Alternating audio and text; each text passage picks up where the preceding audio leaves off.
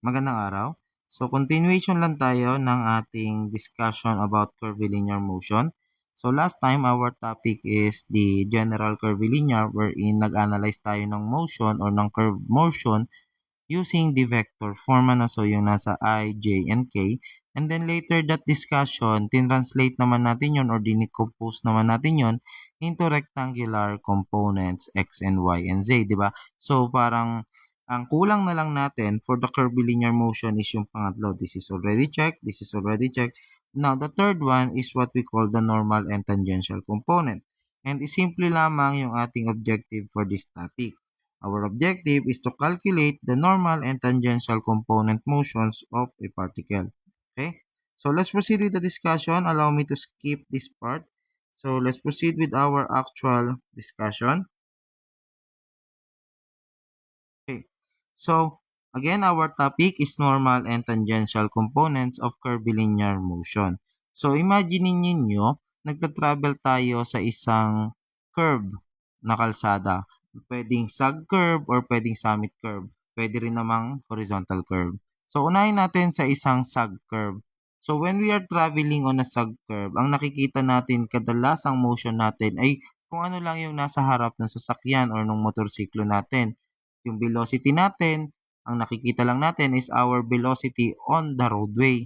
Okay? At yung nakikita natin na yon, that is the tangential component. Because when we say tangent, that is always the line na nagtatouch lang. For example, ito yung ating curve.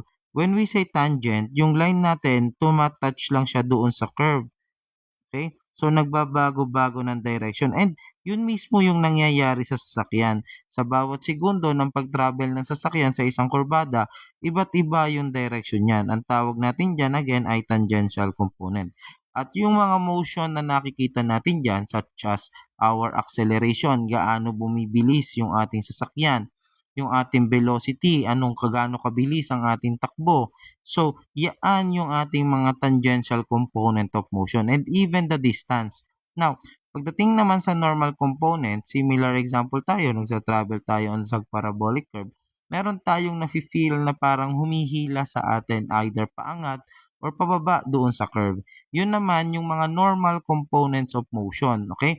So, merong humihila sa atin, pakiramdam mo, hinihila ka pataas, hinihila ka pataas, pagdating dito, hinihila ka pataas. So, yun yung normal component ng motion. Ganyan din yung nararanasan natin kapag tayo ay bumabiyahe sa isang horizontal curve, yung simpleng kurbada sa kalsada. So, nararamdaman natin nun, parang hinihila naman tayo patulak or papasok doon sa kurbada. Okay? So, that is the normal component of our motion. Again, yung tangential component is yan yung motion as we see it.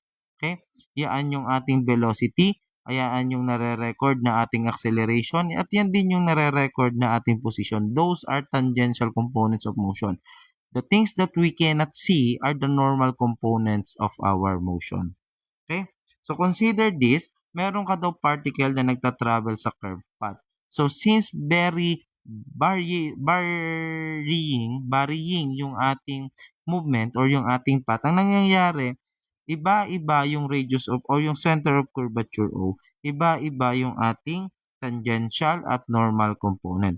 Para daw madaling ma-discuss yung motion sa halip na gawin nating rectangular, kasi pa iba-iba yung direction natin, hindi consistent, gumamit tayo ng panibagong plane wherein normal and tangential yung ating axis.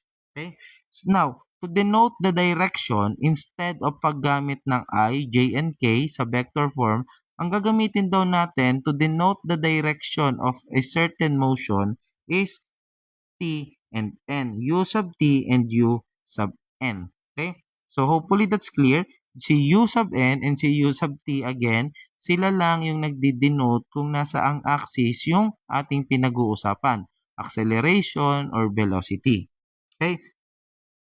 Now, ang tawag daw sa axis na to is embracing or oscillating axis. Now, I want you to read this in case na there is a conceptual based question na lumabas sa exam, you read this. But ang tawag doon kay N and T ay the oscillating or embracing plane. Okay? So, that is the tangential and normal axis. Okay. Pagdating naman sa velocity, ang velocity lang na na-experience natin under this axis is on the tangential direction. Okay? So, wala tayong na-experience na velocity on the normal. Again, our velocity is always tangent to the path. Okay? So, tangent lagi siya sa curve. So, our velocity now, V is equal to the speed multiplied by mu t. The magnitude of our velocity multiplied by ut. Again, si ut, similar lang din yan kay I, J, and K. That denotes na yung direction ng ating velocity na to is on tangential. Okay? And B is the first derivative, kaya isa lang yung dot niya, one dot, first derivative of our position. Okay? Next, pagdating naman sa ating acceleration, meron na tayong normal and tangential component of our acceleration. That is why the general formula for our acceleration A is the tangential acceleration on the tangential axis plus the normal acceleration on the normal axis. Again, si UN at si UT, sila lang yung nagde-denote kung nasa ang axis yung acceleration na ito. Okay? Para sa ating tangential acceleration, sabi ko nga, ito yung na-observe natin kung tayo ay nakasakay doon sa sasakyan. That is the first derivative of our velocity. Okay? Pagdating naman sa ating normal acceleration, that is v squared over rho, where rho is the radius of curvature. Since nagbabago-bago yung radius of curvature, kailangan natin itong i-identify at a very specific point. Okay? So, the formula for the radius of curvature is quantity 1 plus the first derivative squared plus quantity raised to 3 halves all over the second derivative of our curve. So, basically, tatlong formula lang yung kailangan yung tandaan. So, for the tangential acceleration, that is dv over dt. Kung ito naman ay naka-function of position, ito yung gagamitin natin. Okay? Para naman sa ating an, that is b squared over rho. And para sa ating rho, that is quantity 1 plus y prime squared plus quantity raised to 3 halves over y double prime.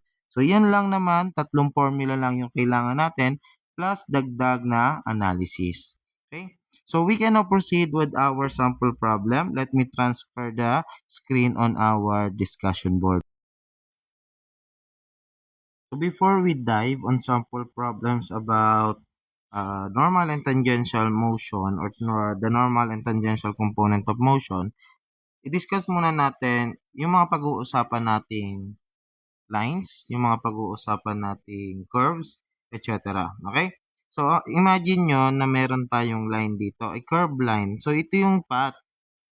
Diba? Pinag-uusapan na natin kanina pa or on the last time pa yung path na pinagtatrabela ng isang particle. So, yun yung tinatawag na path. Diyan siya naglalakbay. Ngayon, under the normal and tangential component of motion, hindi tayo gumagamit ng x and y coordinate. Kasi, nagbabago-bago yung ating position, nagbabago-bago rin yung ating behavior ng motion. So, ang mas maganda raw gamitin ay yung t and n axis or the normal and tangential axis or yung tinatawag nating embracing or oscillating plane. Okay. Now on this plane, okay, similar with rectangular, meron pa rin tayong acceleration on the tangential axis, may a sub t. At meron din tayong acceleration an, that is then our normal acceleration. And in this scenario, our velocity is always tangent doon sa ating curve. Pero, the question is, ano ba si tangent? Si tangent is a line na babagyang dumidikit sa ating curve. So, for example, meron ako ditong line. Pag sinabi nating tangent curve, yan yung line na nagtatouch lang dito, hindi siya pumapasok doon sa curve. That is a tangent line, okay? At ang tangent line na yan, nagbabago-bago yung kanyang angle based on the position of our particle. So, pwedeng yung tangent line natin ay nandito. Okay? So, from horizontal tangent to vertical tangent. Yung tangent line na yan, kung ikaw yung nakasakay sa isang sasakyan, yan yung nakikita mo. Yan yung projection ng line of sight mo. Okay? Kung ikaw yung sasakyan na nagta-travel dito, shoo, pangit talaga ako mag-drawing guys. Yan. Ito yung line of sight na nakikita mo. Therefore, yung distance na name-measure ng travel mo, delta S, is aligned with the path. Okay? So, sa path natin naka-align yon. Okay? Now, ano yung mga important dito? Now, itong tangent line na yan, that is the first derivative of the path. Okay? That is the first derivative of the path na y function of x with respect to x. Or basically, yung tangent line na yan, meron siyang that is dy of x with respect to x. Which ibig sabihin yung y is a function of x. Ano? Okay, kunwari, y is equal to x squared, y is equal to x cubed. This is, in general, y as a function of x. Okay? So, that is the first derivative. Ano yung ibig sabihin ng first derivative na yan? That first derivative, actually, yaan yung ating slope m. Meron kang rise dito, meron kang run. So, our slope is our y prime which is equivalent sa rise over run, or basically that is dy over dx. Okay? So, ang tinukuha natin ay yung slope. Yan yung direction ng line of sight natin. Yung y prime na yan or yung m na yan. Yan yung slope. Yan yung angle ng ating line of sight.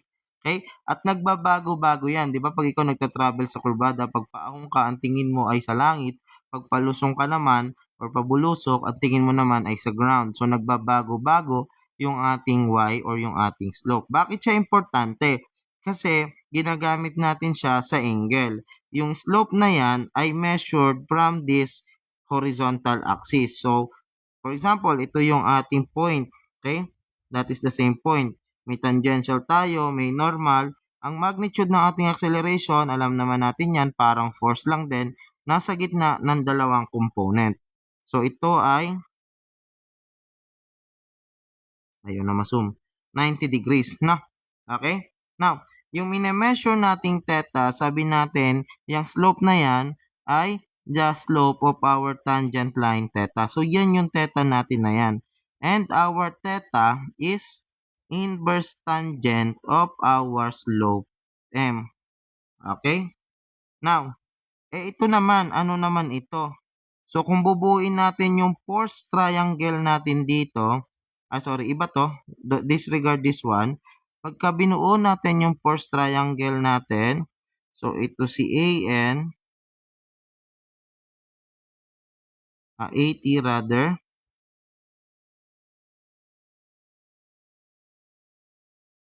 then we have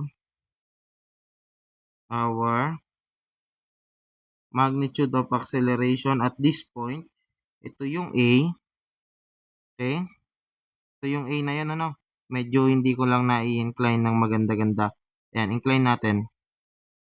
Ulitin na lang. Burahin ko na to kasi naiinis ako eh. Okay?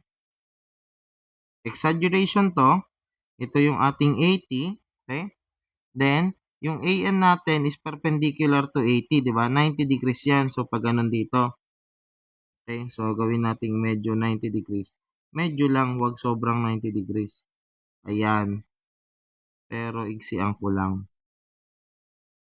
Ayan. So, 90 degrees.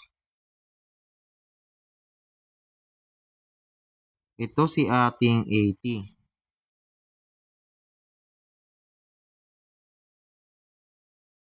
Okay?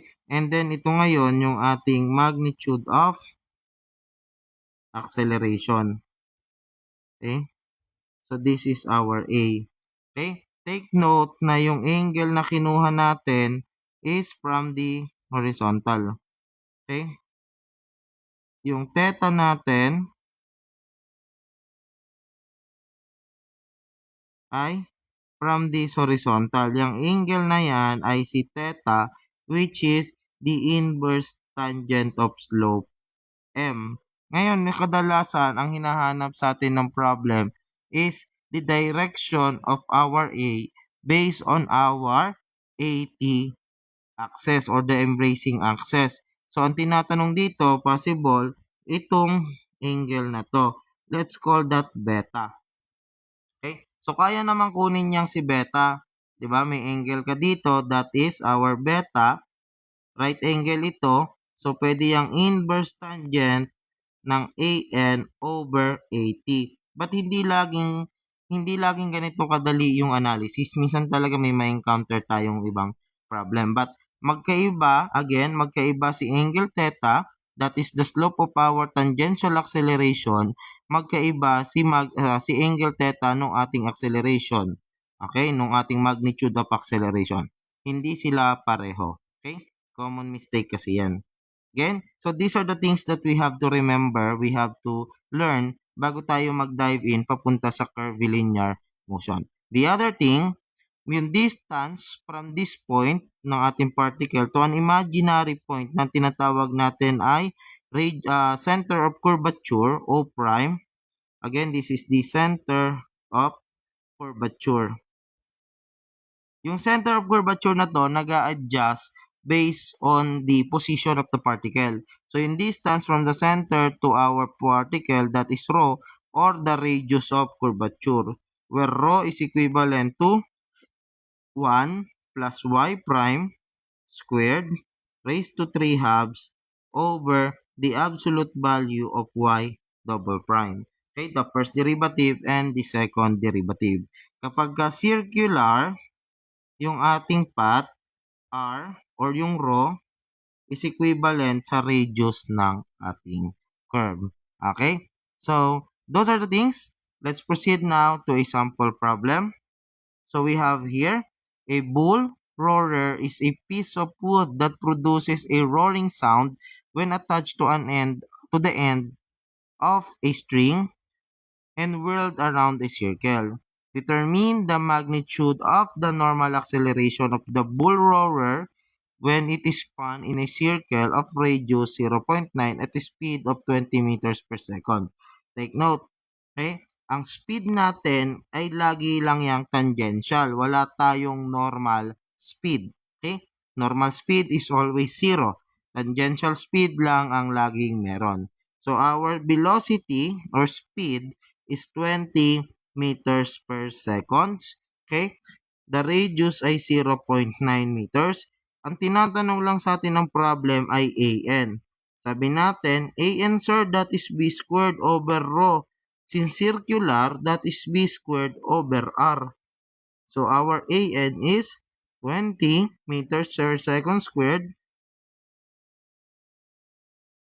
Second squared. Baka ma-mistake yung squared, hindi nasa second, nasa labas. Divided by the radius of 0.9, our AN is just simply 20 squared over 0.9, and that is 444.444, repeating 444.444 repeating meters per second squared. So, ganun lang kadali. Ang kailangan lang naman natin tandaan dito is yung ating mga formula, which is AN is equivalent to B squared over rho. Okay? And our rho is, again, 1 plus y prime squared close quantity raised to 3 halves over the absolute value of y double prime. Okay? So, yung mga magnitude ng acceleration, magnitude ng velocity, the same pa rin as before. So, that's the end of our first sample problem. Continuing, we have here sample problem number 2. Sabi dito, a motorist entering the ramp of a highway at 40 km per hour immediately applies the brake so that the magnitude of the acceleration of the car at A is 1.5 meters per second. If the tangential acceleration is maintained, how far will the car travel before coming to a stop. Tapos may second problem siya which looks a bit more complicated.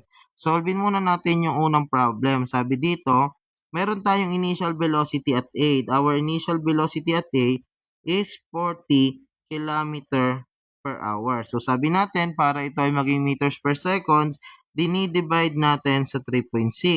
So our BA becomes 40, ay dito na lang.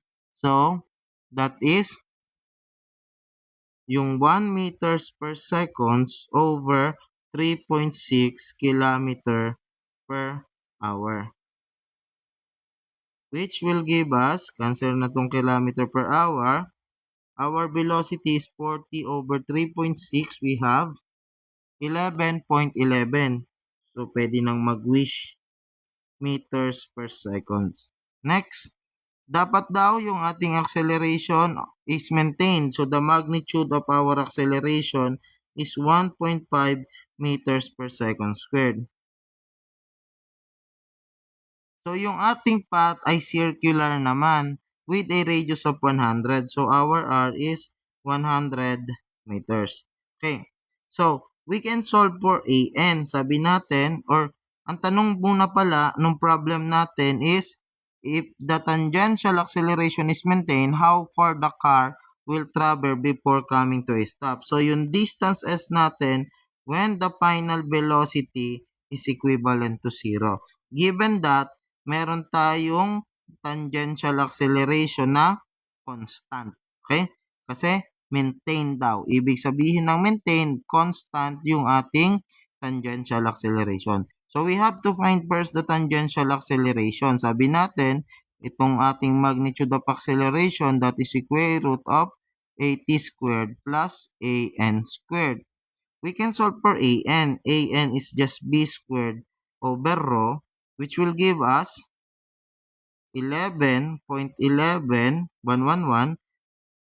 meters per second, close quantity squared, divided by the radius is 100 meters. So our AN is,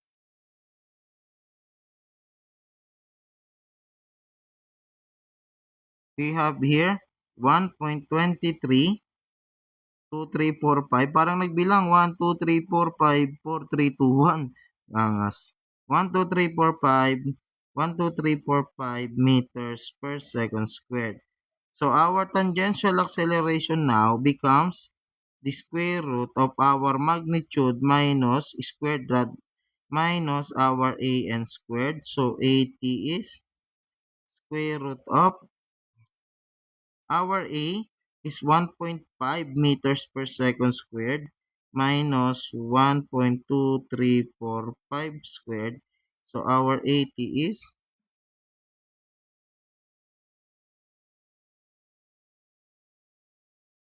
our 80 is 0.852. 0.8520 or 1 meters per second squared. Take note, according to the problem, kailangan mag-decelerate ng car para mag-stop yung ating velocity. And since constant ito, we can solve for the position.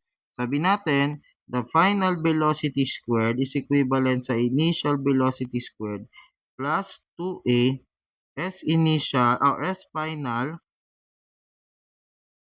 minus S initial. Kasi constant naman di ba? So, this is constant. So, pwede tayong gumamit ng constant acceleration.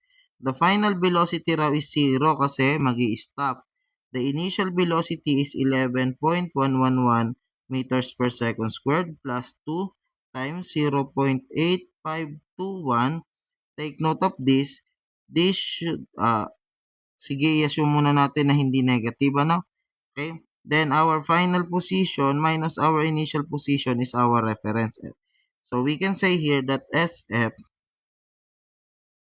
the final position is 11.111 squared divided by 2 times 0.521. Ang makukuha natin dito ay negative. The reason for negative, sir, bakit negative? Umatras ba? Hindi. So, negative 72.44 meters. Kasi, may sinabi yung problem na unti-unti tayong magde-decelerate. So, dapat the sign of our acceleration should be negative. So, this is a deceleration. A deceleration which is negative. Okay? So, the answer would be a positive 72.44 meters bago siya huminto. Alright? So, merong pang kasunod yung problem na to. Sabi niya dito, the tangential acceleration of a car that starts from rest at A. So, our time is 0. When our time is 0 daw, our velocity is 0 at rest. So, the tangential acceleration AT is given by 90 plus S over 450 meters per second squared, where S is the distance measured along the curve from A. So now we have to compute the acceleration vector of the car when it is on B. So the acceleration vector. Okay. So meron na tayong tangential acceleration. At point B, ito yung point B na tinutukoy ng problem. So sa point B na yan, ang angle natin dito ay 90 degrees ito. So from the looks of it, 90 degrees yan. So ito yung point B natin. So ang sabi, yung distance S daw natin at point B ay ilan? So that is 1/4 ng ating circumference kasi 90 degrees. 1/4 lang. Imagine niyo yung pizza pie. 1/4 lang yung maiiwan sa atin. So kunin natin si S. Yung ating distance is S.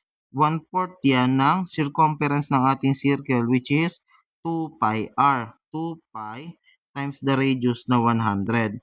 So our S is 1/4 ng 2 pi times 100. Okay, this is 157.0796 meter. So, wala naman itong relation sa problem. Gusto ko lang ipakita rin sa inyo kung paano natin sinusolve yung distance kapag ka nandito sa isang curvilinear. Okay? Next, let's proceed to solve this problem. Ang tanong sa atin ng problem is the acceleration vector. So, yung acceleration natin, ano yung ating AT, UT, ayaw sumulat. ATUT plus ANBN. This is our, or UN. This is our vector form. So, when S is 157.097, our AT is 90 plus, may relation pala siya sa problem, 0796 over 450. So, our AT is, accidentally, gusto ko lang sana talaga ipakita pero since may relation siya, gamitin na natin. Nasolve na natin eh. 796 over 450. So our tangential acceleration is 0.5491 meters per second squared. Okay, we got one. So AN na lang. Sabi natin, AN is B squared over rho. Circle lang ito, radius is 100. Ang problema, wala tayong velocity. Pero meron tayong acceleration. Kaso may another problema. Yung acceleration natin, ang alam tatandaan lang natin is that AT is equal to dV over dt.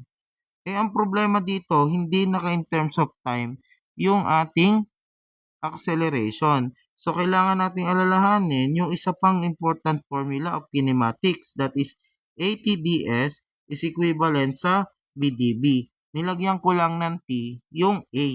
Okay? So, yan yung gagamitin natin. So, our AT is 90. So, pagpalitin natin para magandang tingnan. So, we have BDV is equivalent to ATDS. That is the third most important kinematic equation. So, integrate natin both side. Ang makukuha natin dito ay b squared. Okay? Integral ng VDB is b squared. So, we have here integral of 90 plus S. Ilabas natin si... Oops.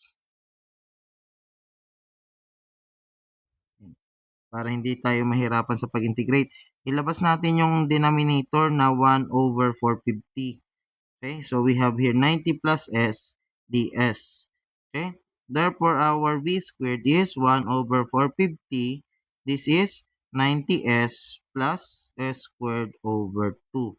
So this is our velocity squared. Now, sabi ng problem, at initial position, sabi dito, the car starts from rest. So, nagsimula daw sa rest. Hindi mo na gagamitin to. Ito na ha. Dito na tayo. The car starts from rest. Therefore, at time is equal to 0, our position is also 0. Kasi yan na yung reference natin from rest. Okay? Unless otherwise, sinabi ng problem na nag-start siya at 50 meters. Pero hindi naman sinabi yon. So, we assume that at rest. So, therefore, sorry, may kulang pala si sir. Nag-integrate tayo ng walang limits, may plus c. So, therefore, we can say that at s is equal to 0, when the initial position is equivalent to 0, our velocity is 0, or we should say that c is equal to 0.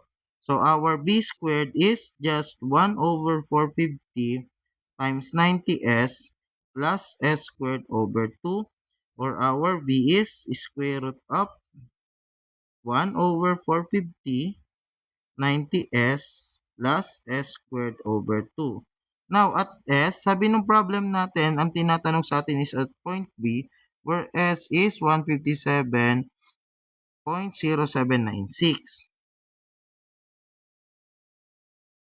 So, therefore, our velocity at that point is, substitute ko na lang, we have square root ng 1 over 450 times 90 s plus alpha x squared over 2. Ano ba yan? 2. Okay, close quantity calc. Our x is 157.0796. We have 7.67.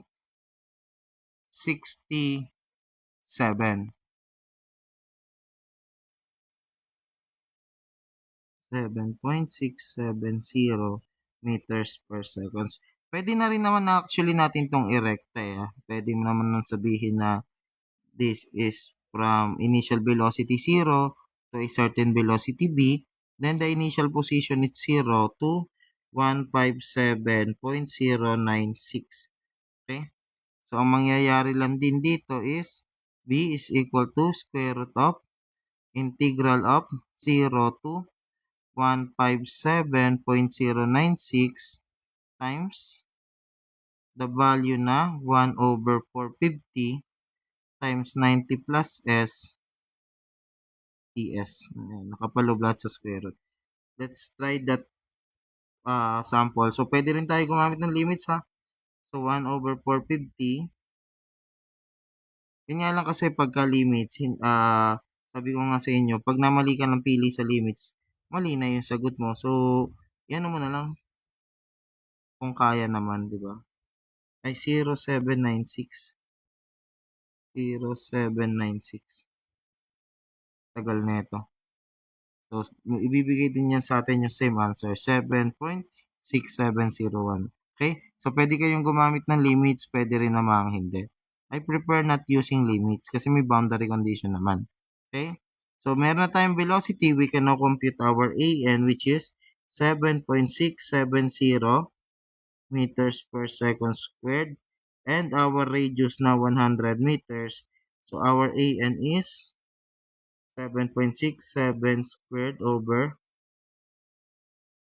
100. We have our AN equivalent to 0.5888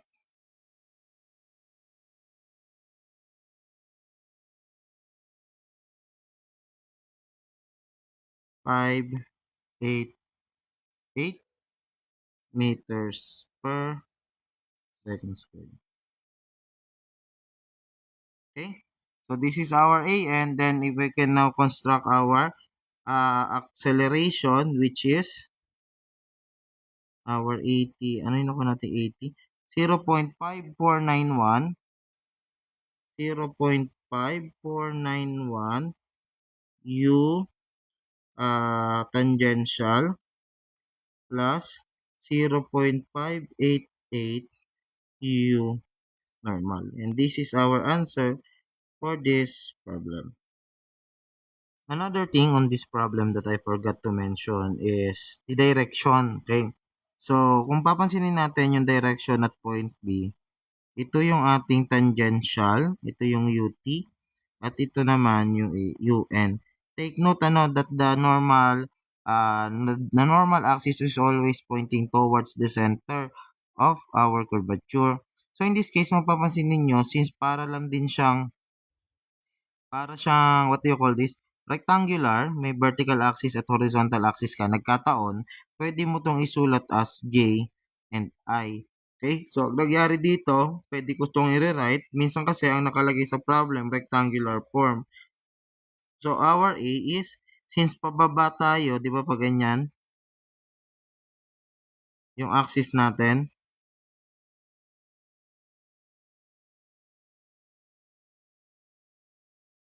ay, mali. My pulse. Uy, ano ba?